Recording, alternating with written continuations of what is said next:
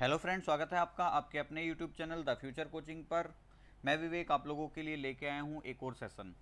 जैसा कि आप जानते हैं, कल से हमारे चैनल पे आपको प्रैक्टिस सेट स्टार्ट किए गए हैं, जो कि हैं आपके यूपी पुलिस कांस्टेबल का जो री एग्ज़ाम होने वाला है अगस्त के लास्ट वीक में। उसी से रिलेटेड हमने आपको मॉक टेस्ट प्रोवाइड करने शुरू कर दिए हैं। अगर आपने अपनी तैयारी कर चुके हैं तो आप अपने आप का आकलन जो करना है, देखिए आकलन करने का जो माध्यम होता है वो केवल और केवल मॉक टेस्ट होता है। तो अगर आप अपनी तैयारी को कंप्लीट कर चुके हैं और अब आप अपना इवेल्युएशन या आकलन करना चाहते हैं, तो मॉक टेस्ट जो है वो इसका बेस्ट ऑप्शन होता है, बढ़िया जरिया होता है जो आप अपने आप को इवेल्युएट कर सकते हैं। हमारे चैनल पे आपको जीके जीएस, हिंदी, रीजनिंग और आपके मैथ्स, देखिए आपको मैं बता दूं, मैथ्स और रीजनिंग के जो मॉक टेस्ट हैं वो आपको मैं ही कंसीडर कर रहा हूं, लेकिन आपको पता है कि यूपी पुलिस के एग्जाम में रीजनिंग का जो वेटेज है वो ज़्यादा है। 100+ मार्क्स का जो है वो रीजनिंग का सेक्शन आता है। और अगर हम मैथ की बात करें तो वो अप्रोक्स 30 के आसपास या 30-40, अप्रोक्स 20 क्वेश्चन आते हैं, तो अप्रोक्स 40 मार्क्स के अकॉर्डिंग के आसपास आपका जो है वो मैथ्स का सेक्शन होता है। तो हमारा जो ज़्यादा फोकस रहेगा वो रीजनिंग वाले सेक्शन पे रहेगा। और ये जो मॉक टेस्ट नंबर 2 है ये भी हम किसका कर रहे हैं, रीजनिंग का ही कर रहे हैं। इससे पहले आपका जो कल की जो 29 जुलाई में जो हमारा मॉक टेस्ट आया था वो मॉक टेस्ट नंबर 1 था। अगर आपने वो अटैम्प्ट नहीं किया है तो आप एक बार अटैम्प्ट करेंगे उसे और फिर आप इसको भी अटैम्प्ट करेंगे, क्योंकि आपको हमारे मॉक टेस्ट से क्या फ़ायदा होने वाला है, फ़ायदा ये होने वाला है कि भाई जो एग्ज़ाम का ट्रेंड है, एग्ज़ाम का पैटर्न है, क्योंकि हमारा जो मॉक टेस्ट है वो पूरा का पूरा बेस्ड है पीवाई क्यू पर। अभी हम जो है पीवाईक्यू कर रहे हैं, जो हमारे पिछली शिफ्ट, यानी कि देखिए आप इसे भी देख सकते हैं कि जो 18 फरवरी 2024 को शिफ्ट 1 और शिफ्ट 2 के जो कंबाइंड क्वेश्चन है मैं लेके आया हूँ। जो कॉमन क्वेश्चन थे वो मैंने इसमें से हटा दिए हैं, लेकिन जो हमारे सेपरेट क्वेश्चन है कि हाँ भाई कुछ इसमें अलग आया है कुछ उसमें अलग आया है, वो दोनों चीज़ें मैंने कंबाइंड करके यहाँ पे आपको इस मॉक टेस्ट में लेके आया हूँ। चैनल पे पहली बार आए हैं तो चैनल को सब्सक्राइब कर लेंगे, साथ में बेल आइकन दबा लेंगे। और अगर आपको इस मॉक टेस्ट की पीडीएफ चाहिए तो आप हमारे टेलीग्राम चैनल से जुड़ जाइए, जिसका लिंक आपको डिस्क्रिप्शन में मिल जाएगा। इसके अलावा अगर आपकी तैयारी में कुछ कमी है तो हमारे चैनल पे प्लेलिस्ट बनी हुई है, सारे सेक्शन हमने कवर किए हुए हैं सिलेबस के अकॉर्डिंग। आपके मैथ्स, रीजनिंग, जीके जीएस और हिंदी चारों सब्जेक्ट की जो प्लेलिस्ट हैं वो आपको डिस्क्रिप्शन में प्रोवाइड करा दी जाएंगी। अदरवाइज आप चैनल के प्लेलिस्ट सेक्शन में जाएंगे, वहाँ भी आपको ये चीज़ें मिल जाएंगी। तो चलिए आज शुरू करते हैं मॉक टेस्ट नंबर 2 अपना। सबसे पहला क्वेश्चन है हमारा, देखिए ये जो क्वेश्चन है हमारा ये है आपका सादृश्यता वाले टॉपिक से, यानी कि एनालॉजी वाला जो टॉपिक है आपका। देखिए मैं आपको ये भी बता रहा हूँ कि जो क्वेश्चन आए हैं वो किस किस टॉपिक से आए हैं। तो ये जो क्वेश्चन है हमारा एनालॉजी वाले टॉपिक से है, जिसमें आपकी हिंदी में जिसे सादृश्यता हम बोल देते हैं। तो ये टॉपिक हमारा सादृश्यता है, इसमें आपकी शब्द वाली और अंक वाली दोनों आती है, यानी कि नंबर बेस्ड और वर्ड बेस्ड, तो दोनों तरह की सादृश्यता आती है। उसमें हमसे क्वेश्चन क्या क्या है, नीचे दिए गए प्रश्न में एक शब्द युग्म दिया गया है, उसके बाद विकल्प के रूप में 4 शब्द युग्म दिए गए हैं, आपको वह युग्म चुनना है जिसमें शब्दों के मध्य समान संबंध हो। अब देखिए आपको पता है हमें जो शब्द दे रखा है वो क्या दे रखा है, ग्रंथि एंजाइम। तो आपको पता है ग्रंथि से एंजाइम निकलते हैं, ठीक है। ग्रंथि से क्या निकलता है, एंजाइम्स निकलते हैं आपकी, अलग अलग ग्रंथि से अलग अलग एंजाइम्स होते हैं। जो आप बायोलॉजी वाला टॉपिक अगर आपने ग्रंथि वाला पढ़ा होगा तो वहाँ पे आपने देखा होगा कि भाई हर एक प्रकार की ग्रंथि से आपके कुछ ना कुछ कोई ना कोई एंजाइम निकलता है। उसके बाद हमें 4 ऑप्शन दे रखे हैं, मस्तिष्क, कॉर्टेक्स, जनरेटर, करंट, अंग, किडनी। तो देखिए अंग से किडनी नहीं निकलती, मस्तिष्क से कॉर्टेक्स नहीं निकलता और मांसपेशी से ऐंठन नहीं निकलती। लेकिन हमें पता है यहाँ पे बात हो रही है उत्सर्जन की, तो आपको पता है ग्रंथि जो है वो उत्सर्जन करती है एंजाइम का। उसी तरीके से जो जनरेटर होता है आपका, वो जनरेटर किसका उत्सर्जन करता है, वो विद्युत यानी कि करंट का जो उत्सर्जन है वो करता है। तो यहाँ पे राइट आंसर जो हो जाएगा मेरा ऑप्शन नंबर बी हो जाएगा कि भाई जिस प्रकार ग्रंथि द्वारा एंजाइम का उत्सर्जन होता है उसी तरीके से जनरेटर भी किसका उत्सर्जन करता है, करंट का उत्सर्जन करता है, ठीक है। तो पहले क्वेश्चन का आंसर क्या हो जाएगा हमारा, ऑप्शन नंबर बी। कंटेंट पसंद आ रहा है तो एक बार लाइक करेंगे वीडियो को और साथ में एक अच्छा सा कमेंट करेंगे। और अगर आपकी कोई अदर क्वेरी है तो आप हमें उसे भी लिख सकते हैं कि आपकी कोई क्वेरी हो, एग्ज़ाम से रिलेटेड कोई कन्फ्यूजन है तो आप कमेंट बॉक्स में अपना डाउट लिख सकते हैं। आपका कोई क्वेश्चन है मैथ्स का या रीजनिंग का, आप उसको भी हमारे कमेंट सेक्शन में लिख सकते हैं। तो नेक्स्ट क्वेश्चन पे चलते हैं। नेक्स्ट क्वेश्चन क्या कह रहा है हमारा, दिए गए विकल्पों में से वह सही विकल्प चुने जो श्रृंखला को पूरा करेगा। देखिए नंबर सीरीज का ये टॉपिक है, आपको पता है नंबर सीरीज एक रीजनिंग का सेक्शन है। और हमने अभी थोड़े दिन पहले ही नंबर सीरीज का जो टॉपिक है वो अपने चैनल पे कंप्लीट किया था, तो प्लेलिस्ट आपको मिल जाएगा अगर आपको डाउट है। 2 से 3 वीडियो थी उसकी, वो कंप्लीट हमने वहाँ पे किया हुआ है। तो चलिए देखिए, सबसे पहले क्वेश्चन क्या दे रखा है मुझे, 1759, 618, 545, 514। तो सबसे पहले मैं क्वेश्चन को यहाँ पे सेपरेट लिख लेता हूँ। कितना है हमारा 1000, 1000 के बाद मुझे दिया हुआ है 759, फिर मुझे दिया हुआ है 618, फिर है 545, फिर मुझे दिया हुआ है 514, और नेक्स्ट मुझसे पूछा है कि नेक्स्ट क्या आएगा।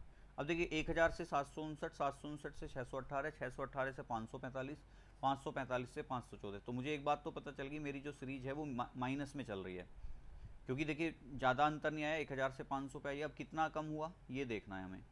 चलिए पहले हम इधर से देखते हैं, क्योंकि यहाँ से नंबर कम मिलेंगे।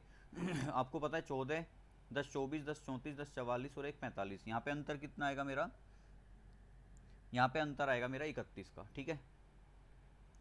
अब देखो 45 से 618, तो 45 और 55 600, और 55 10 65 5 70 और 3 73। तो यहाँ जो डिफरेंस है वो मेरा कितना है, 73 का है, ठीक है। उसके बाद जो मेरा डिफरेंस है 759 और 618 में, वो कितना आएगा मेरा, वो आएगा मेरा लगभग,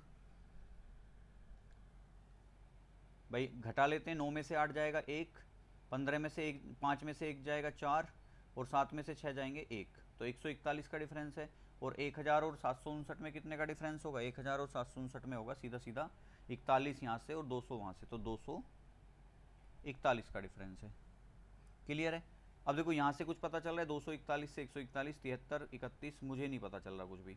आगे का डिफरेंस क्या होगा मुझे नहीं पता, लेकिन मैं इसके लिए एक बॉक्स बना लेता हूँ ताकि कोई कन्फ्यूजन ना हो। अब मैं फिर से डिफरेंस लेता हूँ, यहाँ पे कितना डिफरेंस है, मैंने पिछले मॉक टेस्ट में भी आपको बताया था कि अगर नंबर सीरीज में कोई पैटर्न नहीं लग रहा है तो आप डिफरेंस ले सकते हैं। देखिए माइनस हो रहा है इसमें भी, कि 241 से 141 -100, 141 से 73, अब 73 और 27, और 27 और 41 कितने, 27 और 1 28, और 40 68, 68 माइनस हो गया। 73 से 31 हो गया, अब 3 में से 1 गया 2, और 7 में से 3 गए 4, 42। यहाँ से यहाँ भी कोई डिफरेंस रहा होगा, लेकिन मुझे नहीं पता, मैं यहाँ पे ब्लैंक छोड़ देता हूँ। अभी यहाँ पे भी कोई पता नहीं चल रहा, लेकिन अगर मैं फिर से डिफरेंस लेता हूँ तो ये कितना आ रहा है, 32, 68 और 42 का डिफरेंस कितना आएगा, 42, 10 52, 10 62 और 6 68, 26। अब देखो यहाँ से यहाँ तक का डिफरेंस कितना है, 6। अब देखिए क्या होगा कि देखिए नंबर सीरीज में क्या होता है कि हमें पैटर्न रख रख के ही देखना होता है। इसमें भी आपको मैंने अपनी क्लास में बहुत अच्छे से समझाया है। अब हम क्या करेंगे, यहाँ पे डिफरेंस 6 आया है ना, अब आपको पता है इन दोनों का भी कुछ डिफरेंस रहा होगा, उसका नंबर कहाँ रहा होगा, यहाँ, और इन दोनों का डिफरेंस अब मैं देखता हूँ यहाँ पे पहले 6 रख के।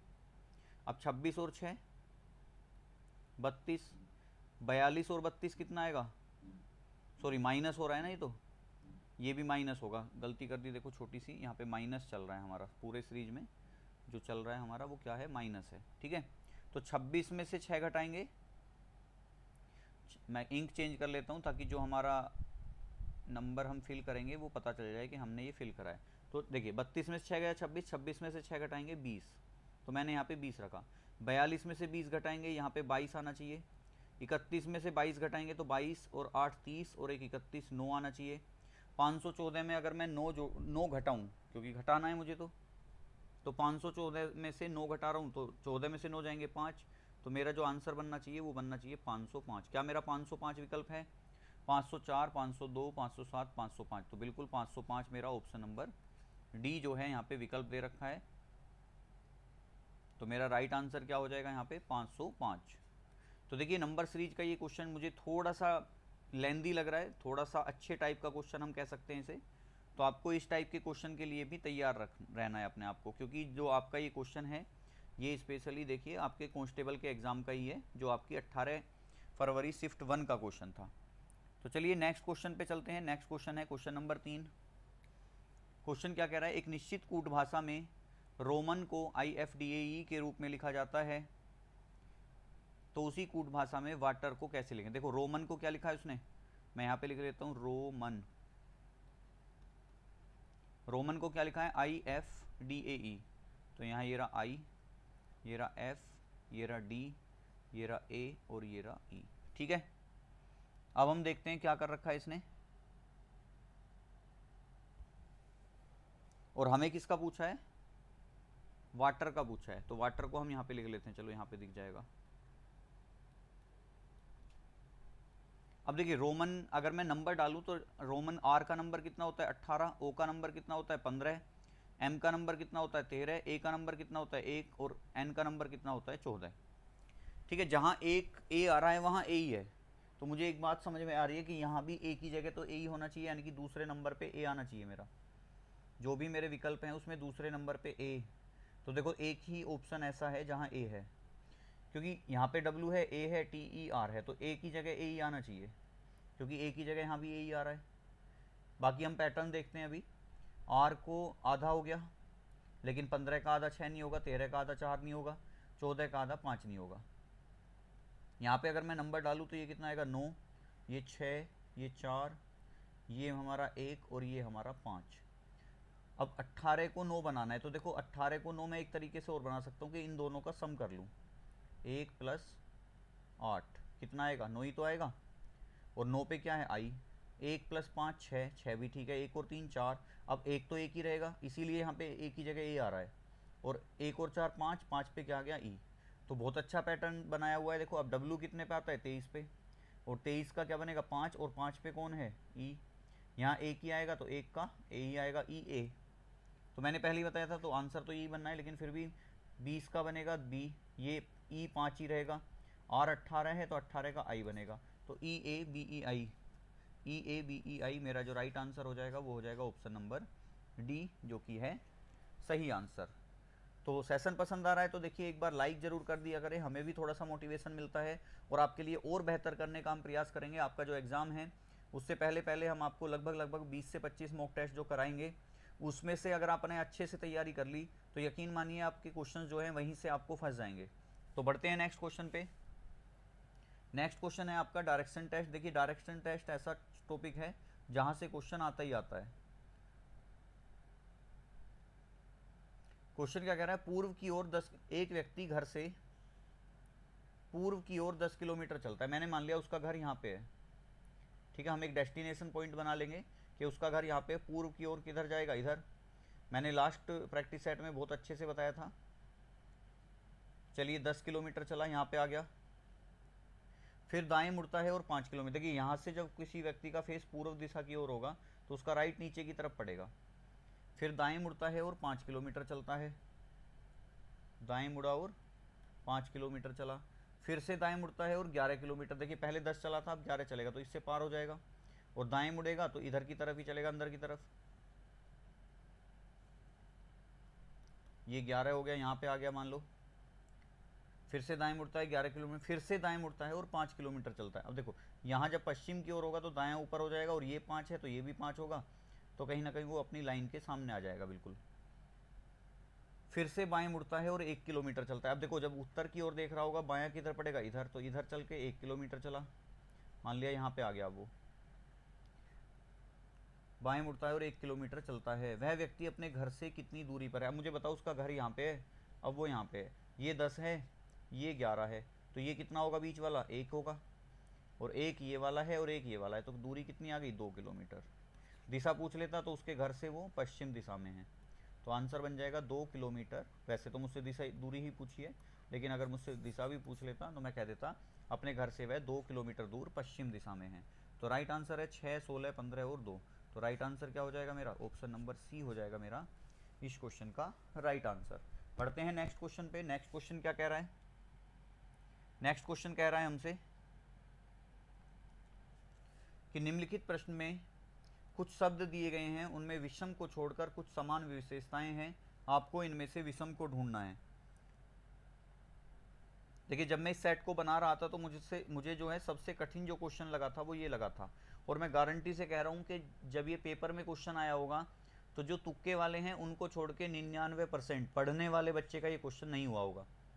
तुक्के में ही किसी का क्वेश्चन हो गया हो तो हो गया हो, अदरवाइज ये क्वेश्चन होने लायक बिल्कुल भी नहीं था, क्योंकि इसमें शब्द ही ऐसे ऐसे दे रखे हैं कि जो किसी बच्चे ने कभी सुने ही नहीं होंगे, बल्कि हमने भी नहीं सुने थे। बड़ी मुश्किल से हमने इसका आंसर निकाल के आपको बताऊंगा मैं। देखो क्वेश्चन क्या कह रहा है कि निम्नलिखित प्रश्न में कुछ शब्द दिए गए हैं, उनमें से विषम को छोड़कर कुछ समान विशेषताएं हैं, आपको इनमें से विषम को ढूंढना है। देखिए जब भी आपसे विषम ढूंढेगा ना, ध्यान रखना उसमें जैसे 4 ऑप्शन होते हैं, 1 2 3 4, तो उन चारों में से कोई भी 3, मैं मान लेता हूँ ये तीनों हैं, तो ये तीनों आपके एक ही डायरेक्शन में जा रहे होंगे, बल्कि जो अलग वाला होगा वो अलग डायरेक्शन। मतलब आपको जब भी विषम की बात आएगी ना, तो 3 में कुछ कॉमन होना चाहिए, अदरवाइज आप विषम नहीं ढूंढ रहे हो। फिर 3 कॉमन होंगे, एक अलग होगा, उसमें आपका आंसर सही बनेगा। ये नहीं है कि आपने एक को फाइंड कर लिया और बाकी तीनों भी अलग अलग चल रहे हैं। अब देखिए हमें शब्द दिए हैं बो, BOW, कोए, QUAY, स्टर्न और डेक। अगर हम बात करें देखो इस क्वेश्चन में, तो ये क्वेश्चन बड़ा ही भयंकर टाइप का है, क्योंकि जो बो होता है, जो BOW बो होता है, आपको मैं बता दूं बो कहलाता है आपका जो जहाज होता है उसका आगे का भाग, जहाज का। और जहाज भी कौन सा, पानी वाला, ध्यान रखना, क्योंकि जो एरोप्लेन होता है उसका कॉकपिट बोला जाता है, जहाँ पायलट रहता है आगे वाले हिस्से में उसे कॉकपिट बोलते हैं। लेकिन समुद्री जहाज जो होता है उसका आगे वाला हिस्सा जो होता है वो बो बोला जाता है। तो जहाज का आगे वाला भाग, ठीक है। उसके बाद क्वे की बात करेंगे, तो क्वे होता है भाई आपका, क्वे होता है समुद्र का किनारा, जहां जहाज रुकते हैं, ठीक है। क्या होता है आपका, समुद्र का किनारा, जहां जहाज आपके रुकते हैं। स्टर्न की बात करेंगे तो स्टर्न बोलते हैं जहाज के पिछले भाग को। समुद्री जहाज की बात हो रही है, देखिए समुद्र की बात हो रही है पूरी ये, तो जहाज का, शिप की बात कर रहे हैं हम यहाँ पे, पिछला भाग।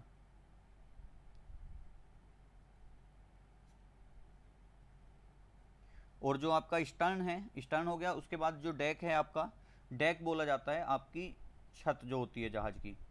आपने देखा भी होगा, जो अगर फिल्में वगैरह देखते हो तो डेक पे जा रहे हैं, घूम ऊपर डेक पे खड़े होकर फ़ोटो खिंचा रहे हैं, तो डेक बोलते हैं उसे। तो ये होती है आपके जहाज की छत। अब आप इजीली बता दोगे कि इनमें से कौन सा अलग है। देखो यहाँ पे ए की बात करें तो ए में भी जहाज की बात हो रही है, सी की बात करें तो सी में भी जहाज की बात हो रही है, और डी की बात करें तो डी में भी जहाज की बात हो रही है। तो यहाँ पे जो मेरा राइट आंसर हो जाएगा वो क्या हो जाएगा, वो हो जाएगा मेरा क्वे। क्यों, क्योंकि यहाँ पे जहाज की बात नहीं हुई, यहाँ पे किसकी बात हुई है, समुद्र की बात हुई है। तो समुद्र का किनारा है तो ये तो समुद्र की बात हो रही है, बाकी सब में किसकी बात हो रही है, जहाज की बात हो रही है, ठीक है। चलिए, तो ये एक अच्छा क्वेश्चन था, और मैं गारंटी से कह सकता हूँ कि यहाँ पे एक आधा ही % कोई बच्चा होगा जिसे ये क्वेश्चन पकड़ में आया होगा, वरना ये क्वेश्चन लगभग बच्चों का मिस हुआ ही होगा। चलिए कोई बात नहीं, आपको ध्यान रखना है इस टाइप के क्वेश्चंस का। अब देखिए ये क्वेश्चन है आपका अंग्रेजी वर्णमाला पर आधारित प्रश्न, जो कि होते हैं questions based on English alphabet.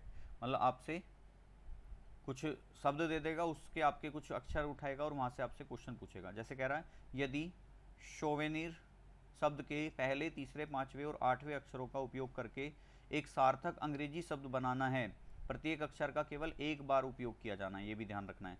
तो ऐसे कितने शब्द बनाए जा सकते हैं। देखो ये वाली वीडियो भी आपको हमारे चैनल पे मिल जाएगी, पूरा का पूरा प्लेलिस्ट है, रीजनिंग का भी, आप वहाँ से देख सकते हैं। तो शब्द क्या है मेरा, देखो मैं डायरेक्ट वही अक्षर निकाल लेता हूँ। पहला यानी कि एस, उसके बाद मेरा तीसरा यानी कि यू, उसके बाद मेरा पांचवा, तो चौथा ये हो जाएगा, पांचवा हो जाएगा ई, उसके बाद आठवां, तो 6 7 8 यानी कि आर। इन 4 अक्षरों से केवल एक बार प्रयोग करते हुए मुझे इनसे शब्द बनाना है, ठीक है। अब बनाएंगे, देखो सबसे पहले मैं देखूं क्या क्या निकल गया मेरा, SUER निकल गया। तो SUER तो कोई शब्द बनेगा नहीं, लेकिन मैंने एक शब्द पढ़ रखा है, यूज़र, उपयोगकर्ता होता है यूज़र। तो एक शब्द क्या बना मेरा, यूज़र। दूसरा शब्द क्या बनेगा, श्योर शब्द सुना होगा आपने, कन्फर्मेशन के लिए बोल देते हैं श्योर, बिल्कुल। तीसरा और क्या बन सकता है, यूज़र हो गया, श्योर में हो जाएगा आपका। और कौन सा बन सकता है, एक शब्द होता है देखिए, रूज, रुइज, RUES। अब आप कहोगे इसका मतलब क्या है, इसका मतलब होता है पछताना, इसका मतलब होता है आपका पछताना, ठीक है। और एक होता है रूज, RUS। देखो दोनों का प्रोनाउंसिएशन कहीं ना कहीं सेम रहेगा लेकिन स्पेलिंग अलग अलग है। इसका क्या होता है, इसका होता है धोखा, धोखा या चाल। आपको पता है यूजर का मतलब क्या होता है, उपयोगकर्ता, मैंने बताया था अभी। और आपका जो श्योर का मतलब होता है निश्चित,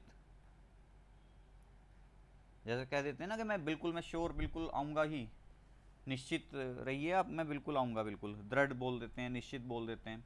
तो और कोई तो शब्द मेरे ख्याल से नहीं बनेगा। तो यहाँ पे जो ऑप्शन क्या दे रखे हैं, 1 2 3, 3 से अधिक।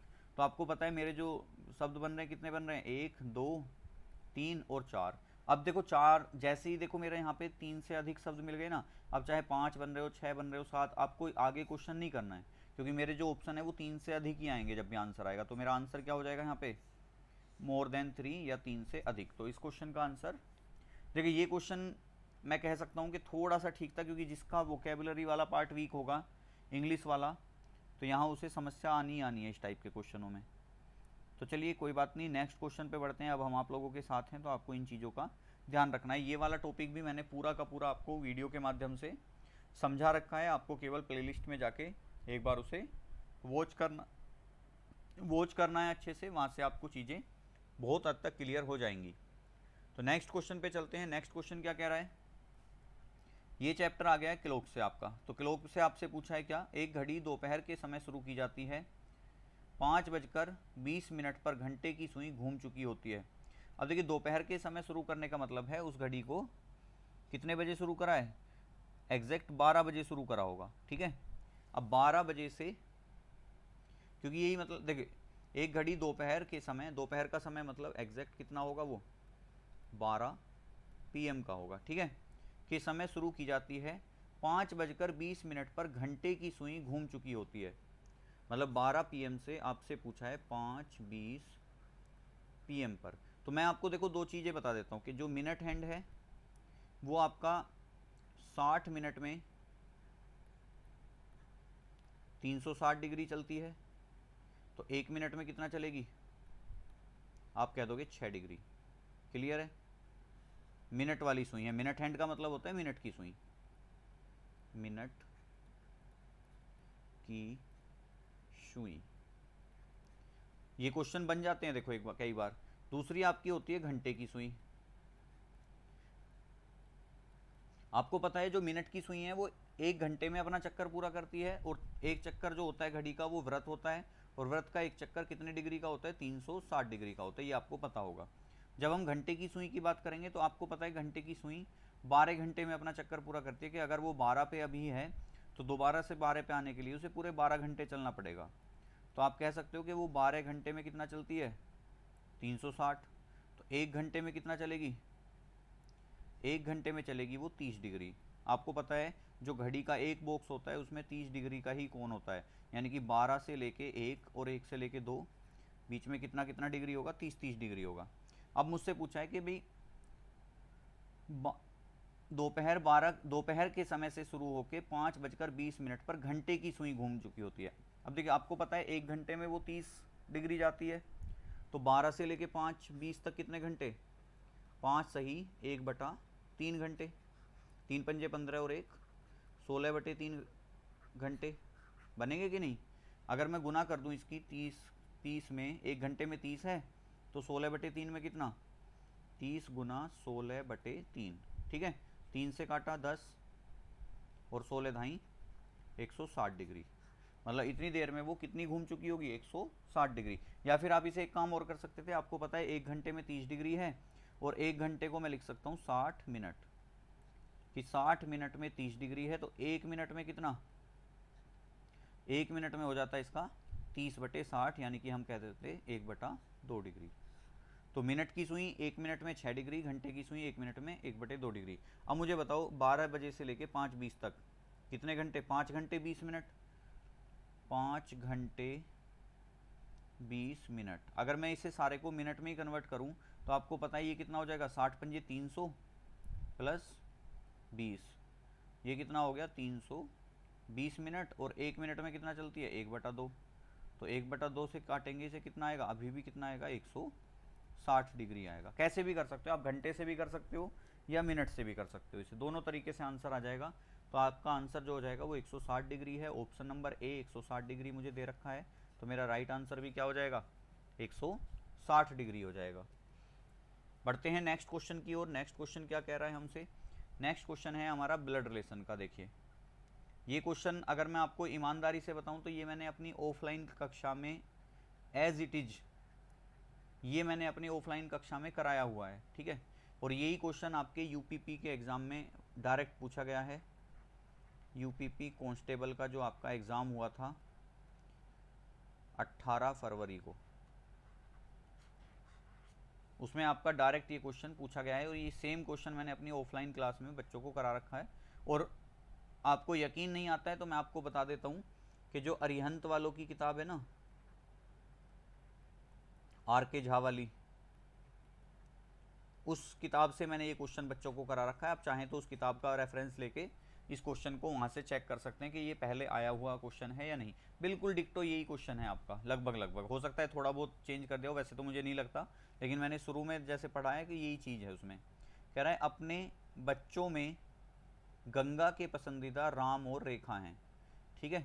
मतलब अपने बच्चों में गंगा के पसंदीदा राम और रेखा है, मतलब एक बात पता चल गई कि भाई गंगा के जो बच्चे हैं वो कौन कौन हैं, राम और रेखा।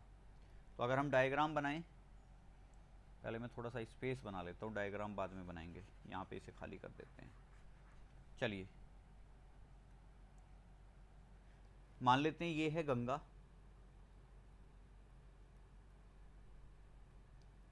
अंदर ले लेते हैं इसे ब्रैकेट के, और गंगा के दो बच्चे हैं, कौन कौन, राम और रेखा। तो यहाँ पे बनाते हैं हम राम को और यहाँ पे बना लेते हैं हम रेखा को, ठीक है। हालांकि देखो नाम से पता चल रहा है कि कौन फीमेल है कौन मेल है, लेकिन चलिए अभी हम इन्हें ऐसे ही रखते हैं। आगे क्या कह रहा है, रेखा शरद की माँ है। तो एक बात पता चल गई, रेखा माइनस होगी, क्योंकि जब भी हम ब्लड रिलेशन करते हैं तो हम अगर हमें कोई फीमेल रिप्रेजेंट करना है तो हम उसे माइनस के साइन से रिप्रेजेंट करते हैं, और अगर कोई मेल रिप्रेजेंट करना है तो हम उसे प्लस के साइन से। तो यहाँ पे रेखा को मैंने माइनस बना दिया। उसके बाद कह रहा है रेखा शरद की माँ है, तो रेखा किसकी माता है, शरद की माता है। देखिए शरद वैसे तो मेल ही होगा। अब एक बात पता चल जाती है, देखो गंगा का भी कोई ना कोई पति या पत्नी रहा होगा, तभी तो उसके बच्चे आए, और रेखा का भी कोई ना कोई पति या पत्नी रहा होगा, तभी तो बच्चे आए। तो हम एक लाइन इसमें एक्स्ट्रा बना सकते हैं, रेखा शरद की माँ है जिन्हें उनके मामा मिथुन सबसे ज़्यादा प्यार करते हैं। मतलब एक बात और पता चल गई कि भाई जो शरद की माँ हैं जिन्हें उनके मामा मिथुन, यानी कि मिथुन जो है वो रेखा का भाई है। अब रेखा का भाई है तो राम का भी भाई होगा, तो यानी कि गंगा के यहाँ पे एक बात और क्लियर हो गई, 3 बच्चे हैं, कौन, मिथुन, राम और रेखा, ये तीनों गंगा के बच्चे हैं, ठीक है। चलिए आगे देखते क्या कह रहा है। परिवार के मुखिया रामलाल हैं। अब देखो परिवार के मुखिया रामलाल हैं, यानी कि रामलाल जो है वो कहीं ना कहीं बड़ा होगा। अब देखो गंगा के बच्चे हैं तो गंगा कहीं ना कहीं माइनस है, तो ये बेटा होगा किसका, रामलाल का। क्यों, क्योंकि भाई परिवार का मुखिया जो होगा वो तो बेटे का पिता ही तो होगा। ये हो गया। चलिए आगे देखते हैं। परिवार के मुखिया रामलाल हैं जिनके उत्तराधिकारी उनके बेटे गोपाल और मोहन हैं। तो यहाँ पे देखो 2 लोग और होंगे, गोपाल और मोहन, लेकिन अभी हमें ये नहीं पता कि गंगा का पति गोपाल है या मोहन है। तो यहाँ पे एक बात और पता चल जाएगी, हम इस तरीके से बना लेते हैं कि इसके 2 बेटे हैं, गोपाल और मोहन। चलिए गोपाल और गंगा की शादी को 35 साल हो गए, तो यहाँ पे पता चल गया कि भाई गोपाल की शादी गंगा से हुई है और मोहन का अभी हमें पता नहीं है, तो यहाँ पे हम लिख देते हैं मोहन, ठीक है। आगे देखो 35 साल हो गए हैं, चलिए बहुत अच्छी बात है। और उनके 3 बच्चे हैं, तो 3 बच्चे बिल्कुल हैं, रेखा, राम और मिथुन। मिथुन और मोहन के बीच क्या रिश्ता है, मिथुन है गोपाल का बेटा और गोपाल का भाई है मोहन, तो मिथुन का क्या लगेगा, पूछा क्या है, मिथुन और मोहन के बीच, तो चाचा भतीजे का है, तो ऑप्शन क्या है हमारा, मिथुन और मोहन के बीच क्या रिश्ता है, how is Mithun related to Mohan. अब देखिए यहाँ पे हिंदी और इंग्लिश में आंसर अलग अलग हो जाएंगे इसके। कैसे, मिथुन और मोहन के बीच रिश्ता है चाचा भतीजे का, ठीक है। अब ऑप्शन में चाचा भी है और ऑप्शन में भतीजा भी है। अब हिंदी वाले तो घूम जाएंगे यहीं पे कि चाचा लगाएं या भतीजा लगाएं, लेकिन इंग्लिश में बहुत अच्छे से बता दिया कि how is Mithun related to Mohan, कि भाई मिथुन जो है वो किस प्रकार संबंधित है मोहन से। तो मिथुन मोहन का भतीजा है। तो यहाँ पे जो आंसर आएगा वो कौन सा आएगा, ऑप्शन नंबर ए। तो आपको मैं एक चीज़ और यहाँ से क्लैरिफाई कर दूं कि जब भी आपके सामने कभी ऐसा क्वेश्चन आए कि कन्फ्यूजन हो रही है, तो आपको हमेशा इंग्लिश वाले एडिशन को एक बार देख लेना है उसके। इतना तो सबको इंग्लिश आती है कि हम ऑप्शन से ये समझ लें कि भाई इसका आंसर क्या होगा और इसका आंसर क्या होगा। अगर हम यहाँ पे इंग्लिश वाला एडिशन नहीं लगाते तो हम इस क्वेश्चन को या तो गलत कर देते या छोड़ के आ जाते, क्योंकि यहाँ भाई मिथुन और मोहन के बीच क्या संबंध है, चाचा भतीजे का। अब चाचा भतीजा दोनों ही ऑप्शन में है, चाचा भी है ये रहा अंकल और भतीजा भी है ये रहा। तो आंसर क्या लगाओगे आप, कोई सा नहीं लगा सकते। लेकिन जैसे ही हमने इंग्लिश वाले को देखा, how is Mithun related to Mohan, मतलब जो मिथुन है वो किस प्रकार रिलेटेड है मोहन से, तो आपको पता चल जाएगा कि मिथुन जो है वो मोहन का भतीजा है। तो चलिए बढ़ते हैं नेक्स्ट क्वेश्चन पे। अच्छा क्वेश्चन था, हालांकि ये क्वेश्चन बहुत पुराना क्वेश्चन है और काफ़ी बार जो है एग्जाम्स में पूछा जा चुका है। तो चलिए नेक्स्ट क्वेश्चन पे चलते हैं। नेक्स्ट क्वेश्चन है हमारा वेन आरेख से। देखिए ये हर शिफ्ट में आपसे पूछा जा रहा है, तो ये भी एक अच्छा संकेत है कि भाई वेन आरेख के क्वेश्चन आपसे पूछे जाने की संभावना इस बार भी ज़्यादा बन सकती है। क्या कह रहा है कि वह वेन आरेख चुनिए जो निम्न के बीच संबंध को सबसे अच्छी तरह से दर्शाता है, लड़के, एथलीट और छात्र। देखिए मैं आपको क्लियर कर दूं, आपका 99% ऐसा क्वेश्चन सही होगा। क्या, जैसे आपको पता है यहाँ पे 3 लोगों की बात हो रही है, किस किस की, लड़के,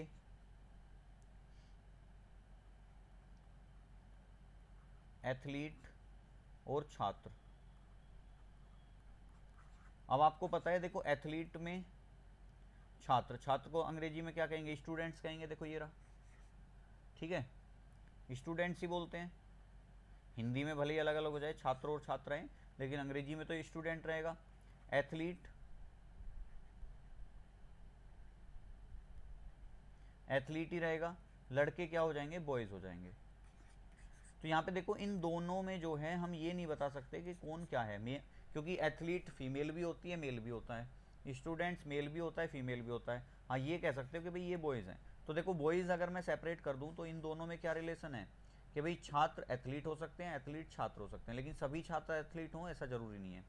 और जो बॉयज़ हैं वो छात्र भी हो सकते हैं और एथलीट भी हो सकते हैं।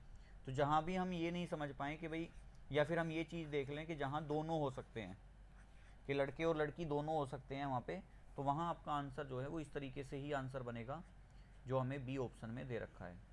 तो जहाँ हम ये नहीं पहचान पाएँ कि भाई ये लड़का है या लड़की है, क्योंकि एथलीट है, एथलीट दोनों होते हैं, छात्र हैं, छात्र में दोनों आ जाते हैं, मेल भी आ जाते हैं फीमेल भी आ जाते हैं। तो कहीं ना कहीं ये दो तो हो ही गए। अब बॉयज़ वाला है, बॉयज़ आपको पता है स्टूडेंट बॉयज़ भी होते हैं, एथलीट भी बॉयज़ होते हैं। तो मेरा राइट आंसर क्या हो जाएगा यहाँ पे, बी हो जाएगा। जैसे मैं आपसे एक क्वेश्चन और यहाँ पे बोल सकता हूँ कि क्वेश्चन क्या रखते हैं हम यहाँ पे, इंक का कलर चेंज करके, जैसे मैं कह दूँ आपको कि कवि, राजनीतिज्ञ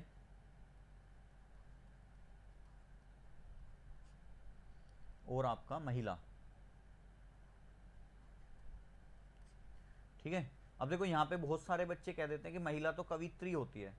तो देखिए जब भी प्रोफेशन की बात होगी ना, वहाँ कवि लिखा आएगा। जैसे आप देखते होगे कवि सम्मेलन होते हैं, क्या वहाँ पे महिलाएं नहीं जाती, जाती है ना। लेकिन क्या होता है कि वहाँ पे एक बात हो रही है कम्युनिटी की, ठीक है, कम्युनिटी की बात हो रही है यहाँ पे कि भाई राजनीतिज्ञ क्या है, एक कम्युनिटी होगी पूरी पॉलिटिशियंस की, महिला क्या है, एक कम्युनिटी होगी। तो यहाँ पे कम्युनिटी की बात हो रही है। जहाँ भी कम्युनिटी की बात होगी आप ये वाला प्रेफर करोगे डायग्राम। कैसे कि कवि आपको पता है महिला भी होती हैं पुरुष भी होते हैं, राजनीतिज्ञ आपको पता है महिला भी होते हैं पुरुष भी होते हैं। कम्युनिटी की बात हो रही है, पूरे पॉलिटिशियंस। यहाँ पे भी देखो लड़के, बॉयज़ कम्युनिटी की बात हुई थी, एथलीट कम्युनिटी की बात हुई, स्टूडेंट कम्युनिटी की। तो जहाँ भी एक कम्युनिटी की बात आ जाए वहाँ आपको क्या करना है, एक डायग्राम ये वाला फॉलो करना है। एक डायग्राम ये भी होता है देखो, तो यहाँ ये कम्युनिटी को नहीं दर्शाता, ठीक है, इस तरीके से बीच में कटा होता है ओडी वाला, लेकिन यहाँ पे कवि, राजनीतिज्ञ और महिला भी क्या आएंगे, इस तरीके से आएंगे। तो राइट आंसर क्या हो जाएगा, हो सकता है देखो ये क्वेश्चन आपको देखने को मिल जाए एज इट इज़, इस पे ध्यान देना है आपको थोड़ा सा। ये अच्छा क्वेश्चन मैंने आपको थोड़ा सा याद आ गया मुझे। तो बढ़ते हैं नेक्स्ट क्वेश्चन पे। नेक्स्ट क्वेश्चन क्या है, ये भी देखो मेरा वेन डायग्राम से है। वेन डायग्राम से आपके हर शिफ्ट में 2 2 3 3 सवाल आ रहे हैं, तो कहीं ना कहीं वेन डायग्राम की जो इंपॉर्टेंस है वो थोड़ी सी ज़्यादा हो जाती है, ठीक है। अब देखिए क्वेश्चन क्या कह रहा है, आरेख का अध्ययन करें और उन लोगों की पहचान करें जो केवल एक भाषा बोलते हैं। अब पता है आपको एक भाषा कौन सी होगी, जो केवल एक सर्कल के अंदर आ रहा हो। अब मुझे बताओ, क्या ई एक सर्कल के अंदर है, नहीं है, एफ है, नहीं है, जी है, नहीं है, डी है, नहीं है, तो बचता क्या है मेरा, ए, बी और सी। तो यहाँ पे ए प्लस बी प्लस सी वाला जो पेयर होगा वो मेरा इसका एक भाषा बोलने वाला होगा। E F D, D E F G, C A B. अब देखो ए बी सी है तो सी ए बी हो गया, तो मेरा राइट आंसर क्या हो जाएगा, यहाँ से राइट आंसर हो जाएगा मेरा ऑप्शन नंबर सी, जो कि ऑप्शन क्या है, सी प्लस ए प्लस बी। जी अगर मेरे से पूछता तीनों भाषाएं, देखो मैं यहाँ पे और चीज़ें क्लियर कर देता हूँ, थोड़ा सा चीज़ें अगर क्लियर हो जाएं तो बहुत अच्छी बात है। अगर आपसे पूछता है इनमें से कौन सा तीनों भाषाएं बोल सकता है, तो आप कह देते जी, क्योंकि आपको पता है जी ऐसा नंबर है जो इस सर्कल के अंदर भी आ रहा है, इसके भी आ रहा है और इसके भी आ रहा है। जो केवल अंग्रेजी और जर्मन बोल सकता है, तो मतलब अंग्रेजी और जर्मन दोनों बोलता है, वो हो जाता है एफ। जो अंग्रेजी और फ्रेंच दोनों बोलता है वो हो जाता है ई। जो फ्रेंच और जर्मन दोनों बोलता है डी। और जो तीनों भाषाएं बोल सकता है वो हो जाता है जी। तो यहाँ पे 4-5 क्वेश्चन यहाँ से बन जाते हैं, तो आपको सब चीज़ें अच्छे से पता होनी चाहिए। नेक्स्ट क्वेश्चन है, देखिए ये बोर्ड मास वाला क्वेश्चन आ गया हमारा। यदि माइनस का अर्थ है भाग, तो माइनस का है, देखो मैं यहीं पे ही चेंज कर लेता हूँ इसमें, माइनस का अर्थ क्या है, भाग है। प्लस का अर्थ है गुना, प्लस का अर्थ क्या है, गुना। तो आपको देखो इस पे ध्यान देना है जो नीले कलर का है। भाग का अर्थ है घटाओ, तो भाग का अर्थ क्या है, माइनस है, ठीक है, नीले वाले पे ध्यान देना है। और गुना का अर्थ है जोड़, और ये क्या हो जाएगी, प्लस। अब देखो ये तो कर लिया हमने, साइन तो चेंज कर दिया, लेकिन अभी भी हमें बोर्ड मास ही लगाना है। चाहे तो मैं यहाँ पे अलग से लिख लेता हूँ, ये बन जाएगा मेरा 6 माइनस 20 प्लस 12 गुना 7 भाग 1 बराबर कितना। अब देखो 1 को 7 से भाग देंगे 7 ही आएगा, 1 से 7 को भाग देंगे, उसके बाद देखो 12 सत्ते 84 हो जाएगा, प्लस 20 माइनस 6। अब मुझे बताओ ये 20 माइनस का है, ये प्लस। अब देखो बच्चे यहाँ पे भी गलती कर देते हैं, 6 माइनस 20 प्लस 84। बच्चे क्या देखते हैं, इन दोनों को देखते हैं कि 84 और 20 कितना, सॉरी 82, सॉरी हाँ 84 है ना ये, तो 84 और 20 कितना, 104। और 104 में से वो क्या करेंगे, 6 को घटा देंगे, और 104 में से 6 घटाओगे कितना बनेगा, 98। तो चलो ये तो ऑप्शन नहीं है, लेकिन ऐसे केस में आपसे ऑप्शन दे दिया जाता है। आपको क्या करना है, देखो ये 20 जो है ये वैल्यू माइनस की आपको पता है, तो यहाँ पे 6 प्लस, देखो 6 माइनस 20 प्लस 84। आपको पता है सेम नंबर के जो सेम नेचर के जो नंबर होते हैं वो जुड़ते हैं। तो यहाँ पे 6 प्लस का है, 84 प्लस का है, तो 84 और 6 90, और 20 माइनस का है तो ये घट जाएगा, तो 90 में से 20 घटाएंगे कितना बचेगा, 70 बचेगा। तो यहाँ पे बच्चे क्या गलती करते हैं, केवल साइन देखते हैं बीच में, नंबर को नहीं देखते वो कि भाई नंबर में प्लस है माइनस है, तो वो क्या करते हैं। अब देखो माइनस 20 अगर जोड़ोगे भी ने तो माइनस 20 और प्लस 84 कितना बनेगा, 64 बनेगा प्लस के।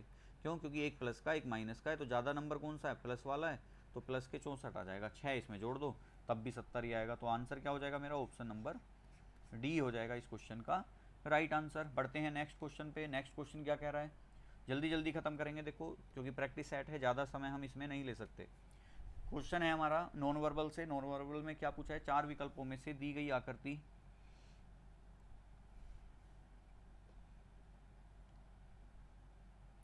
एक्स की सही दर्पण छवि, दर्पण यानी कि मिरर इमेज आपको बतानी है। मिरर इमेज आपको पता है कैसे फाइंड करते हैं, लेफ्ट की चीज़ें राइट हो जाती हैं, राइट की चीज़ें लेफ्ट हो जाती हैं। तो चलिए देखते हैं क्या हमें दे रखा है इसमें। दर्पण छवि बतानी है, यानी कि मिरर इमेज बतानी है। ये रहा, देखो यहाँ पे दे रखा होगा मिरर इमेज, ये रहा। अब क्वेश्चन है देखो इस तरीके से, हमें आपको पता है चीज़ें पलट जाती हैं। तो जब मैं इसे दर्पण के सामने लेके जाऊँगा, आपको पता है दर्पण में दर्पण के पास वाली चीज़ दर्पण के पास होती है। अब आपको पता है, देखो ये चीज़ है, अगर मैं इसे यहाँ पे लेके जाता हूँ तो ये कुछ इस तरीके से दिखाई देगा। अब देख लो कि नीचे की तरफ इसमें एरो किस में आ रहा है, तो इसमें नहीं आ रहा क्योंकि ऊपर थोड़ी ना जाएगा, इसमें नहीं आ रहा। इन दोनों में जा सकता है कि भाई हाँ ये भी आंसर हो सकता है, ये भी आंसर, क्योंकि दोनों ही दर्पण के पास हैं। 3 और 4 दोनों ही ऑप्शन दे रखे हैं, चलिए कोई बात नहीं। अब आगे देखते हैं। अब देखो ये बीच में क्या है, डार्क है ये, तो बीच का तो बीच में ही रहेगा। यहाँ डार्क है, यहाँ लाइट आ रहा है, ठीक है, ये कलर थोड़ी ना चेंज हो जाएगा। जबकि यहाँ इसमें ब्लैंक सर्कल है, यहाँ पे इसने फिल कर दिया, तो ये खत्म हो गया। बचता क्या है मेरा, 3। तो ऑप्शन नंबर क्या है, सी जो हो जाएगा मेरा राइट आंसर, क्योंकि 3 नंबर का जो आकृति है मेरी वो बिल्कुल इसका दर्पण प्रतिबिंब बन रहा है। ठीक है, तो चलिए नेक्स्ट क्वेश्चन है, ये आपका वर्ड फॉर्मेशन वाले टॉपिक से है।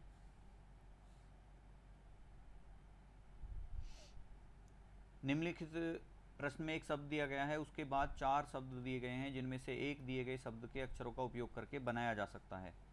आपको मैंने बताया था कि जब भी आपसे ऐसा क्वेश्चन आए तो रिपीटेशन और आपका आउटसाइड, ये 2 चीज़ें ध्यान रखनी है कि आउटसाइड का लेटर तो नहीं है कोई, और या रिपीटेशन। एनवायरनमेंट आपको क्या बताना है, बनने वाला शब्द। तो देखिए मूवमेंट क्या है, MOVE, तो MO, देखो M 2 बार आ रहा है इसमें, जबकि मेरे क्वेश्चन का M 1 बार है, तो आउटसाइड आ गया। क्योंकि अगर मेरे शब्द में 1 बार M है तो मेरे इसमें भी 1 बार ही होना चाहिए विकल्प में, जबकि यहाँ 1 बार M है, इसमें 2 बार आ रहा है, खत्म। एमिनेंट, N क्या 2 बार आ रहा है, N 2 बार आ रहा है, बिल्कुल देखो ये रहा, ठीक है, हो सकता है मेरा ये EMINENT, तो EMINENT,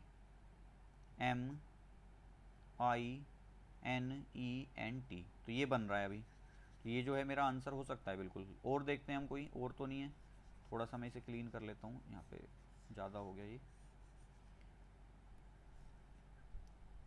तो आपको पता है पहला क्वेश्चन हमारा, पहला जो विकल्प है वो हमारा खत्म हो चुका है, क्योंकि उसमें M 2 बार आ रहा है। एमिनेंट पे हमें अभी कंफर्मेशन हो रहा है कि ये आंसर होगा एंट्रेंस, ENTRA। देखो ए मेरे पूरे शब्द का क्वेश्चन में, मेरे इस वाले शब्द में ये जो बड़ा शब्द दे रखा है मुझे, इसमें ए कहीं नहीं है, जबकि यहाँ क्या आ रहा है, ए आउटसाइड आ गया, खत्म। इसमें क्या था, रिपीटेशन। एंटरटेन, ए आ गया, खत्म। तो यानी कि मेरा राइट आंसर क्या हो जाएगा, एमिनेंट। तो यहाँ पे केवल आपको 2 ही चीज़ें ध्यान रखनी है कि एक तो आउटसाइड का लेटर आ रहा होगा शब्द से जरूर, या फिर दूसरा क्या हो सकता है, दूसरा आपका इसमें जो रिपीटेशन है वो जरूर एक, मतलब लेटर 1 बार होगा, रिपीटेशन 2 से 3 बार हो रही होगी। तो चलिए नेक्स्ट क्वेश्चन है हमारा। देखो ये क्वेश्चन आपके अक्सर पूछ लिए जाते हैं कि फिल इन द ब्लैंक्स इस तरीके से बनता है ये।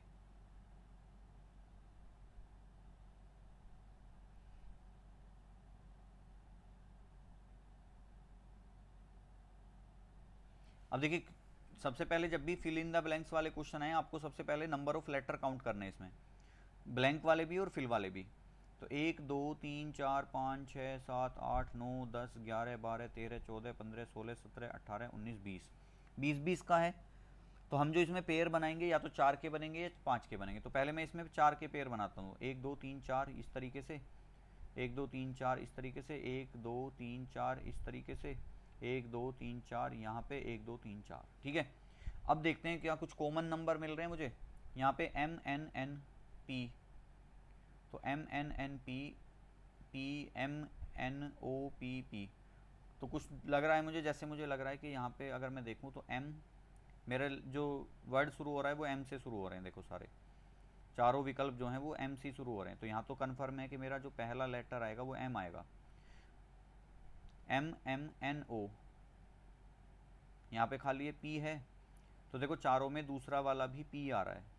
चलिए ये भी अच्छी बात है कि मुझे 2 तो अपने आप ही मिल गए, क्योंकि इसमें मुझे कोई चेंज नहीं करना पड़ा, क्योंकि यहाँ भी M और P है, यहाँ भी M और P है, यहाँ भी M और P है, और यहाँ भी M और P है। अब यहाँ पे चेंज हो रहा है कि एक जगह M आ रहा है, एक जगह O है, एक जगह M है, एक जगह M, मतलब एक बात कंफर्म हो गई कि या तो M आएगा इस पे, कि या तो M आएगा या O आएगा, क्योंकि दोनों में यही आ रहा है। एक बार चेक करके देख लेते हैं हम। MMNOP, 1 मिनट में इसे दोबारा से बनाता हूँ, क्योंकि मुझे लग रहा है इसमें पेयर जो बनेगा वो 5 का बनेगा, ठीक है। इसमें जो है 1 2 3 4 5 का पेयर बनाते हैं हम, 1 2 3 4 5, MNOP MNOP।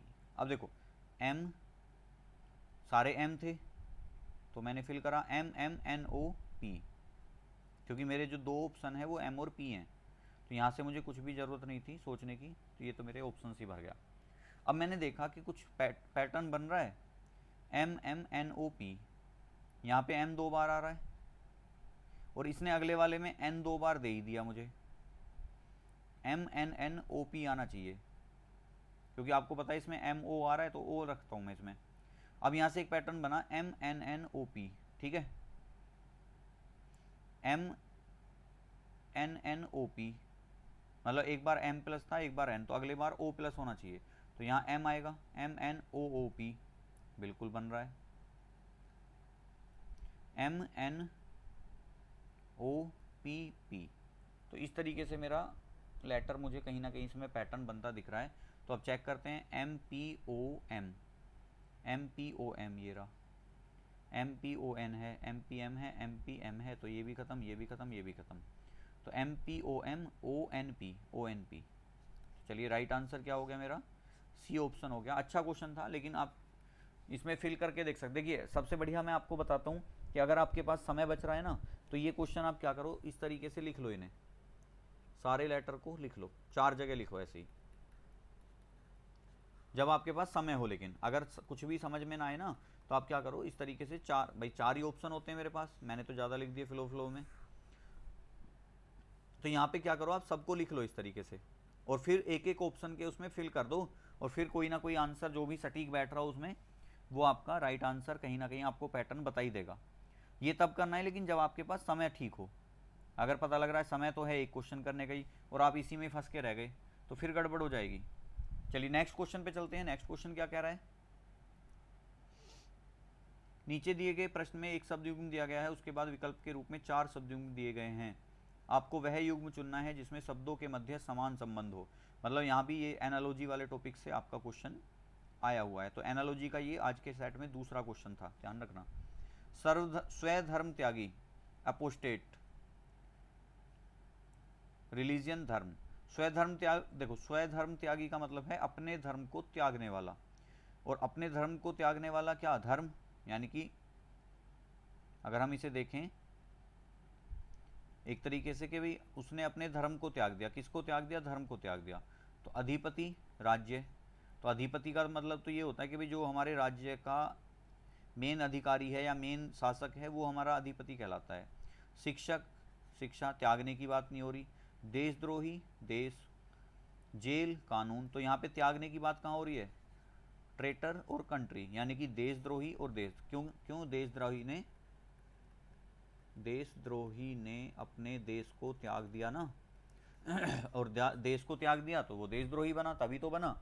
ऐसी स्वधर्म त्यागने वाला, धर्म को त्यागने वाला स्वधर्म त्यागी कहलाया।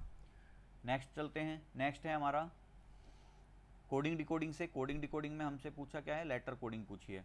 तो THFDEVJ, तो T से देखो V बन रहा है, सीधा सीधा +2 हो रहा है। H से J बन रहा है तो +2 हो रहा है। F से H बन रहा होगा, बिल्कुल बन रहा है। D से EF, E से FG, तो यहाँ पे देखो सिंपल था ये, तो +2 हो रहा है। तो B से D बनेगा, O से PQ बनेगा, DQ, ये रहा।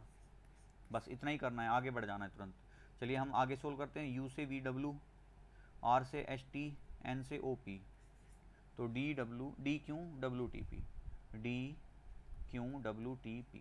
तो राइट आंसर हो जाएगा डी ऑप्शन, जो कि हमारा 2 लेटर में हो गया था। नेक्स्ट, निम्नलिखित आकृति में कितने त्रिभुज हैं। देखिए त्रिभुज का क्वेश्चन पिछले सेट में भी आया था, जहां आपसे सिंपल पूछ रखा था इस तरीके से। आपने पिछला मॉक टेस्ट अगर देखा होगा तो उसमें मैंने आपको कराया है। यहाँ पे पूछ लिया वर्ग पे आधारित प्रश्न। तो देखिए वर्ग में जब भी त्रिभुज आपसे पूछेगा तो बीच में से काटेगा उसे, तो आपको क्या करना है, सिंपल इन पे नंबर डालने हैं, 1 2 3 4, और जो भी आपका लास्ट नंबर आए उसको 2 से गुना कर दो, उसमें त्रिभुजों की संख्या आएगी। अगर सिंगल आकृति है तो, अगर डबल आकृति है तो आपको फिर उसमें और चेक करना पड़ेगा। कैसे, फिर कि कहीं ना कहीं फिर आपके जो 2 आकृति हैं वो मिलके भी त्रिभुज बना रही होंगी। कैसे बनाएंगी वो मैं आपको अभी बताऊंगा। अब जैसे ये देखो आपसे क्वेश्चन पूछा हुआ है कि भाई निम्नलिखित आकृति में कितने त्रिभुज हैं, तो आपको पता है यहाँ पे वर्ग कितने हैं, 1 2 3। अब एक वर्ग में आपको बीच में से काट रखा है, मैंने कहा था नंबर डाल लो, तो 1 2 3 4, मैक्सिमम नंबर कितना है 4, यानी कि पहले वर्ग में कितने त्रिभुज 8, दूसरे में भी 8, तीसरे में भी 8, मतलब मुझे सीधे सीधे 24 त्रिभुज मिल गए। अब ये तो थे देखो सिंगल वर्ग से, ये जितने भी त्रिभुज हैं ये सिंगल वर्ग से निकले कि इस वाले से 8, इस वाले से 8 और इस वाले से 8। अब मुझे देखना है कि क्या दो वर्ग मिलके तो त्रिभुज नहीं बना रहे।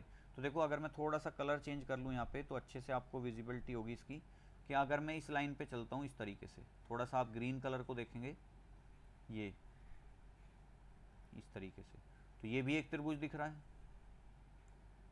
दिख रहा है नहीं। अभी देखो ये बना है तो देखो एक ये भी बन रहा है, थोड़ा सा बड़ा हो गया ये लाइन, लेकिन आप ध्यान से देखेंगे तो दिख जाएगा। ठीक है, तो 1 2 ऊपर नीचे, और फिर देखो ये वाली लाइन देखो आप, मैं फिर से एक कलर चेंज कर लेता हूँ इसमें, यहाँ पे मैं कलर चेंज कर लेता हूँ ब्लू वाला, तो देखो इस तरीके से ये वाला, एक ये इस तरीके से, इस तरीके से, और फिर एक ये वाला। तो कितने और मिले, ये पॉइंट 1, ये पॉइंट 2, ये पॉइंट 3 और ये पॉइंट 4। तो 24 तो पहले ही थे, प्लस 4 करेंगे कितने हो जाएंगे 28। ऑप्शन क्या है 24, 26, 28 और 30। तो राइट आंसर क्या हो जाएगा मेरा 28 हो जाएगा मेरा इस क्वेश्चन का राइट आंसर, क्योंकि यहाँ पे जो मिलने वाले आपके त्रिभुज हैं वो कितने हो गए 28 हैं। अब नेक्स्ट क्वेश्चन है, देखिए नेक्स्ट क्वेश्चन फिर से डायरेक्शन टेस्ट का आ गया। डायरेक्शन टेस्ट अभी हमने थोड़ी देर पहले भी एक क्वेश्चन किया था। देखिए PY क्यों है, तो ये मत कहना कि एक ही चैप्टर के आपने दो क्वेश्चन रख रखे हैं। तो भाई हम क्या करें, जब आए ही दो हैं तो हमें तो रखने पड़ेंगे। एक व्यक्ति घर से पूर्व की ओर 10 किलोमीटर चलता है, मैंने मान लिया उसका घर यहाँ पे, कलर चेंज करते हैं क्योंकि ये तो विजिबल ही नहीं है। चलिए यहाँ पे है घर उसका, यहाँ से वो पूर्व की ओर 10 किलोमीटर चला, ठीक है चल गया, यहाँ पहुँच गया। फिर दाएं मुड़ता है और 6 किलोमीटर चलता है, दाएं मुड़ेगा इधर को 6 किलोमीटर चला। फिर दाएं मुड़कर 15 किलोमीटर चलता है, तो 15 किलोमीटर मैंने अंदर घुसा दिया थोड़ा सा, ठीक है, क्योंकि 10 है तो ये 5 एक्स्ट्रा होगा इससे। चलिए यहाँ पे आ गया, देखो थोड़ा सा ये क्वेश्चन में घुस गया, वैसे तो कोई बात नहीं। फिर दाएं मुड़ता है और 6 किलोमीटर, देखिए ये भी 6 था, तो यानी कि वो अपनी लाइन के सामने आ जाएगा कहीं ना कहीं, यहाँ पे आ जाएगा। फिर बाएं मुड़ता है और 1 किलोमीटर चलता है, तो बाएं मुड़ेगा तो इधर को जाएगा, ये 1 किलोमीटर हो गया।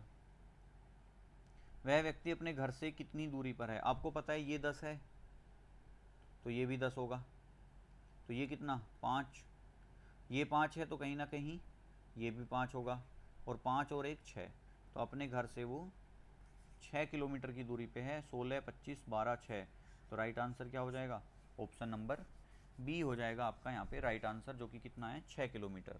और उम्मीद करूँगा ये क्वेश्चन आप अच्छे से समझ गए होंगे, क्योंकि डायरेक्शन टेस्ट है, इजी होता है, कोई टफ नहीं है। नेक्स्ट क्वेश्चन पे चलते हैं। देखिए यहाँ पे आपके ये जो क्वेश्चन आ गए हैं, ये आ गए हैं आपके मानसिक अभिरुचि वाले। क्वेश्चन क्या कह रहा है, नीचे दिए गए प्रश्न में एक कथन और उसके बाद 1 2 3 4 क्रमांकित 4 तर्क शामिल हैं, आपको यह तय करना है कि कौन सा तर्क सबसे मजबूत तर्क है। तो कथन और तर्क वाली बात आ गई है। चलिए कथन तर्क वाली बात पे क्या कह रहा है ये, अब ये देखते हैं हम कौन सा कमजोर तर्क है, और प्रश्न के नीचे विकल्पों में से अपना उत्तर चुनिए। अब कथन क्या है हमारा, कथन देखते हैं, ये रहा स्टेटमेंट हमारा, हिंदी में देखेंगे हम।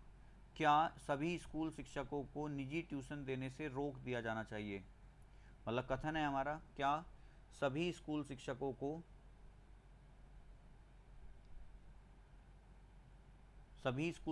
को निजी ट्यूशन देने से, यहाँ पे किसकी बात हो रही है, निजी ट्यूशन देने से रोक दिया जाना चाहिए। अब तर्क देखते हैं, पहला क्या है, नहीं जरूरतमंद छात्र इन शिक्षकों की विशेषज्ञता से वंचित रह जाएंगे।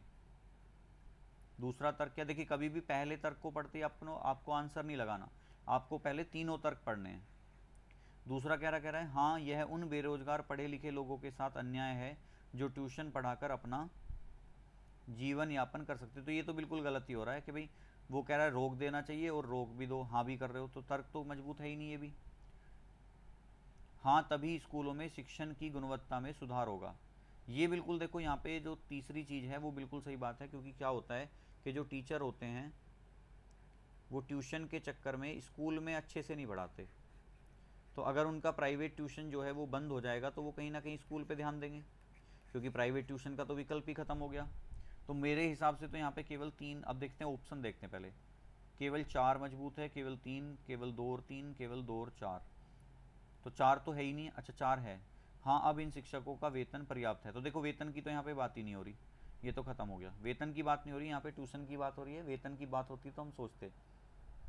तो यहाँ पे मेरे ख्याल से तो देखो आंसर जो होना चाहिए वो तीसरा होना चाहिए, क्योंकि देखिए ट्यूशन की वजह से ही जो टीचर हैं वो स्कूलों में कुछ कम पढ़ाने की कोशिश करते हैं और ये कहते हैं कि ट्यूशन में पढ़ा देंगे अच्छे से। तो यहाँ पे स्कूल की जो गुणवत्ता है वो उसमें सुधार हो जाएगा, कि स्कूल के शिक्षण की जो गुणवत्ता होगी उसमें सुधार होगा। तो ऑप्शन नंबर बी हमारा क्या होगा इस क्वेश्चन का करेक्ट आंसर।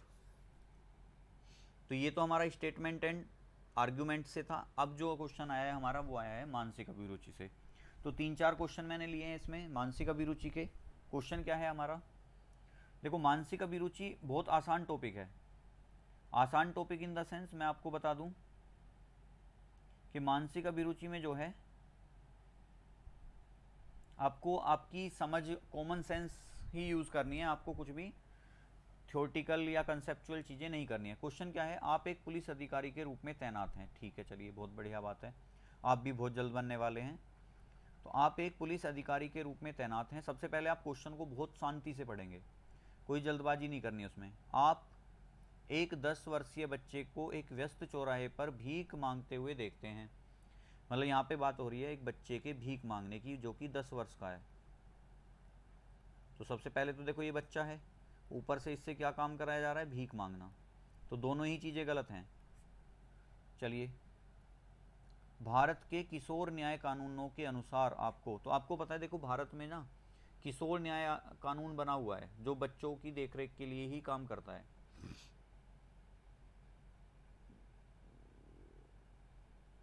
अब उसमें क्या कह रहा है कि पहला जो मुझे कंडीशन या ऑप्शन दे रखा है कि उसे, किसको, बच्चे को, उसे गिरफ्तार और पुलिस स्टेशन में निरुद्ध करना चाहिए।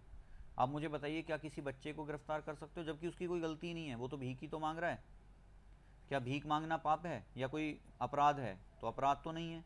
तो इसे हम इस चीज़ को, तो ये गलत हो गया। दूसरा, उसे सरकारी किशोर आश्रय गृह में ले जाना चाहिए, ये हो सकता है बिल्कुल हमारा आंसर, क्योंकि आपको पता है किशोर न्याय कानून जो है उसमें अगर आपके सामने कोई नाबालिग या फिर जो अनाथ बच्चे हैं उन वो कोई आपको मिलता है तो आप उसे किशोर न्याय कानून के तहत उन्हें आश्रय गृह में छोड़ सकते हैं। ठीक है, उसके माता पिता को अभिरक्षा लेने के लिए सूचित करना चाहिए। देखिए अगर उसके माता पिता होते तो उसे शायद भीख मांगने की ज़रूरत ही नहीं पड़ती, तो कहीं ना कहीं वो इस चीज़ से भी वंचित था, तभी तो वो भीख मांग के अपना गुजारा कर रहा है। तो उसके माता पिता की अभिरक्षा की भी ज़रूरत नहीं है। उसे परामर्श प्रदान करना चाहिए और चेतावनी जारी करनी चाहिए। तो देखो चेतावनी नहीं जारी करेंगे, यहाँ पे जो बी ऑप्शन है वो कहीं ना कहीं मुझे सूटेबल लग रहा है। आंसर जो होगा उसे क्योंकि देखो किशोर न्याय कानून जो है वो क्या कहता है, बच्चों की इन्हीं चीज़ों के सुधार में काम कर रहा है। तो भाई इसमें सुधार वाली बात कहाँ आई है, इसमें ही तो आई है कि भाई उसे सरकारी किशोर आश्रय गृह में ले जाना चाहिए और वहाँ पे उसे अच्छे से उसकी देख रेख होगी। तो ऑप्शन नंबर बी जो होगा मेरा करेक्ट आंसर होगा इसका। यहाँ आपको जल्दबाजी नहीं करनी है। और सबसे बड़ी बात मैं बता दूँ, जब भी मानसिक अभिरुचि का आप बात करोगे तो डायरेक्ट आपको एक्शन नहीं लेना है, आपको कभी भी डायरेक्ट एक्शन पे नहीं जाना, आपको मारपीट नहीं करनी, आपको अपराधी को मारना नहीं है, आपको कोई इंस्टेंट एक्शन नहीं लेना है। आपको पता है ये चीज़ें हमेशा नेगेटिव मानी जाती हैं मानसिक अभिरुचि में। जैसे नेक्स्ट क्वेश्चन देखते हैं, नेक्स्ट क्वेश्चन भी हमारा मानसिक अभिरुचि का ही है। आप एक पुलिस अधिकारी के रूप में तैनात हैं, बहुत अच्छी बात है। चलिए, एक कॉलेज परिसर में छात्र राजनीतिक समूहों के बीच हिंसक झड़पें शुरू हो गई। प्रभारी अधिकारी के रूप में आपको क्या करना होगा? देखिए झड़प हो रही है मतलब लड़ाई हो रही है, झगड़ा है। अब यहाँ आपका दिमाग क्या चलेगा कि भाई चलो झगड़ा हो रहा है, गिरफ्तार कर करके सबको जेल भेज दो। लेकिन अगर आप अधिकारी हैं तो आप डायरेक्ट किसी को एक्शन नहीं ले सकते हैं। आपको मैंने अभी बताया कि डायरेक्ट एक्शन नहीं लेना है, एक्शन तो सबसे लास्ट वाली स्टेज होती है। ठीक है, पहले समझाने की कोशिश।